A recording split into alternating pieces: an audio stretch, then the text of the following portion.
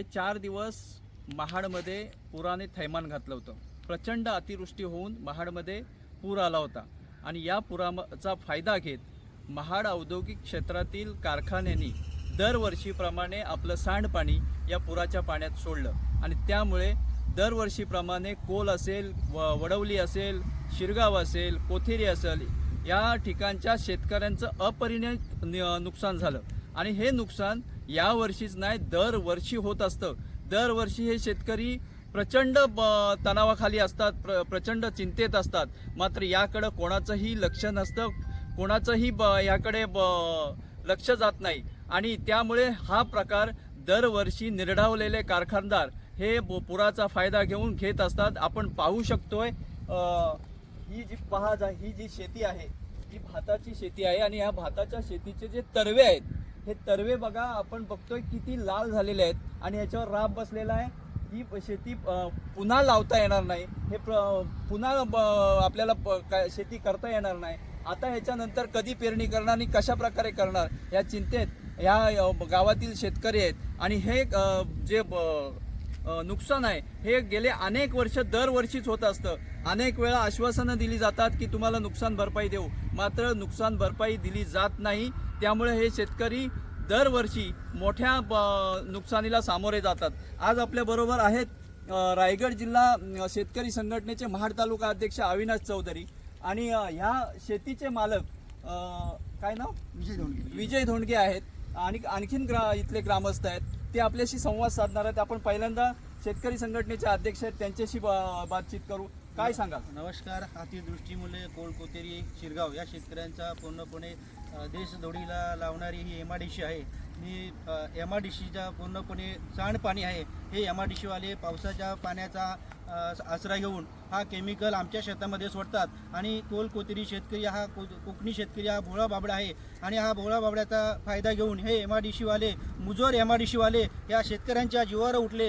गेल्या 10-15 वर्षे प्रत्येक शेतकऱ्याला येऊन आम्ही तुमची नुकसान भरपाई करतो, माती नेतात, तपास काढतात, पुढं झाला काय, अजून काय ह्यांचा तपास आला नाही का? माती निष्कृत दर्जाची माती झालेली आहे। हा शेतकरी ठोठावर बोंबाळतोय। यांचा जो उदरनिर्वाह आहे, येणारा जो धान्य आहे हे ह्यांच्या धान्य या MIDCवाल्यांनी हिरवून घेतलेला आहे। तर मी शासनाला आणि इथल्या स्थानिक नेतृत्वाला विनंती करतो, साहेब आमच्या या शेतकऱ्याची पोटतिडकीप्रमाणे आम्ही प्रश्न मांडत आहोत, ते कुठंतरी तुम्ही विधानसभेमध्ये मांडा आणि येत्या गणपतीपर्यंत माझ्या शेतकऱ्याचा पंचनामा करून शेतीच्या शासनाचा पंचनामा होईलच, परंतु तुम्ही अशी तरतूद करा की MIDC मुळात ही नुकसान भरपाई झाले हा प्रत्येक शेतकऱ्याचा ठामपणे मत आहे आणि तुम्ही तसा सर्वे करा।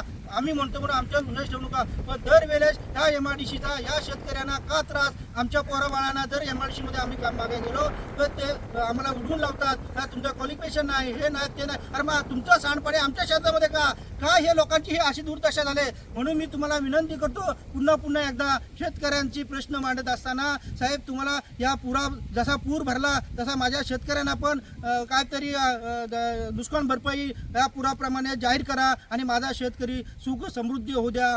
तुम्हाला परत एक सांगतो, हा आमचा शेतकरी भोळा बाबडा आहे, म्हणून तुम्ही जर आमचा अंत पाहत असाल तर येणाऱ्या गणपतीच्या अगोदर जर तुम्ही नुकसान भरपाई दिलीत नाही तर या सावित्रीमध्ये आम्ही सगळे शेतकरी जीवदान देऊ, उड्या टाकू। आम्ही येणाऱ्या जर 4-5 दिवसात आम्हाला ह्याचा जर पंचनामा केलेली आम्हाला प्रत दिली नाही, पण ते आम्ही पुन्हा सांगतो MIDCचा स्पेशल पंचनामा करून शेतकऱ्याला तुम्ही नुकसान भरपाई द्या। जर दिली नाही तर आम्ही MIDCच्या ऑफिससमोर सगळे शेतकरी घेऊन आम्ही सर्व ह्या पंचक्रोशीतील सरपंच आणि शेतकरी तुमच्या दालनात आम्ही उपोषणा बसू। एवढंच मी सांगतो, पुन्हा एकदा विनंती करतो, माझा भोळा बाबा शेतकरी त्याला कुठंतरी न्याय द्या, त्याला मरणापासून वाचवा, एवढीच मी विनंती करतो।